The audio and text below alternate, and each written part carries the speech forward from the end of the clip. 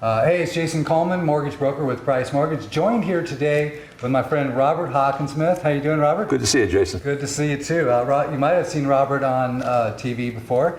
He does frequent, Channel 3? I've done 3, 5, 10, 15, 12, all of them. He's a tax guy, so he likes to get all his numbers in a row. Right. Channels, right? Bob is also the author of 52 Ways to Outsmart the IRS here. He's the world-renowned author of this book. So I recommend you get it. Where can you get this book? Amazon sells it, Barnes & Noble. My website, azmoneyguy.com. You can buy them on my website as well.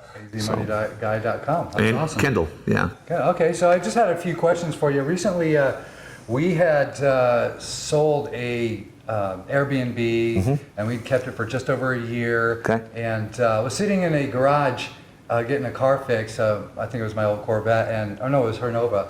And this guy, he said he was a CPA or something. He says, well, just make sure you don't report that you've lived in it for more than 2 weeks. Otherwise, you're going to get dinged. And I was like, what was he talking about? Okay, so let me explain that. If you have your house, your principal residence, you can rent out your house for up to 2 weeks each year. And the income that you receive from that rental is completely tax-free. You don't have to report it. That includes my second home? Yeah. Okay. Yeah. So that's No, I'm sorry. No, I apologize. No, it has to be your principal residence. Oh, your principal Yeah, only your principal residence. Like, for instance, I'm moving out of my house for the Super Bowl next year, right? Okay. And I'm going to rent my house out during the Super Bowl. So the income I receive for that, because they're going to rent for 10 days, is going to be completely tax-free. Oh, awesome. Yeah. So Super Bowl is coming up, guys, if you're looking to make a little And money. the Phoenix Open.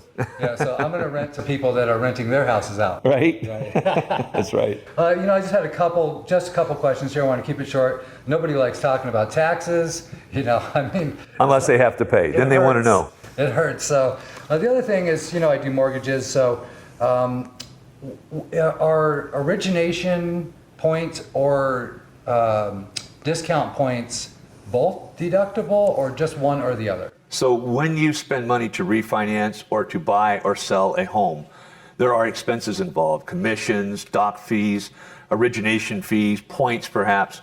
So some things are deductible at the time that you do it, refinance, and some things are not deductible until such time as you sell that home in the future. Oh, okay. So when you look at the settlement statement, the closing docs, the old HUD-1 they called it, right? Yes.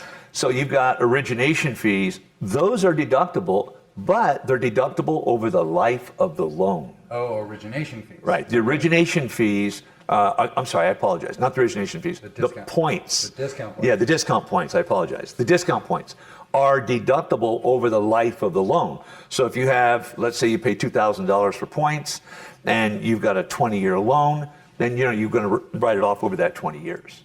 Now, if you sell that house before that 20-year period, the amount of points you did not deduct yet are then deductible at that time. At that point. Right. At the point of the sale. Right. That's awesome, Bob. Hey, I appreciate you joining me. How can people reach you?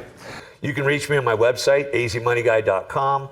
Robert at azmoneyguy.com is my email. Our office number, 602-264-9331, down at 35th Avenue and Peoria. Get the book. Thanks, Robert. Appreciate you joining us. Thanks, Jason.